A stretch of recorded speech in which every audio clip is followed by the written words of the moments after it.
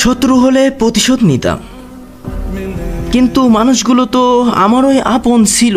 এই ছিল, এখন আর নাই ব্রাদার। 48 মিনিটের অভিনয়ে বহুত অপবাদ আমায় দিছো। ভাবছো কি আমি হেরে গেছি, আমি হারাই গেছি? নো ব্রাদার, আমি হারাই নাই, আমি আছি। ইনশাল্লাহ আমার হকের জন্য আমি লড়বো, আর ইনশাল্লাহ এই লড়াইতে আমিই জয় হব, কারণ আমি সত্য কথা বলেছি এবং আমার কাছে যথেষ্ট প্রমাণ আছে।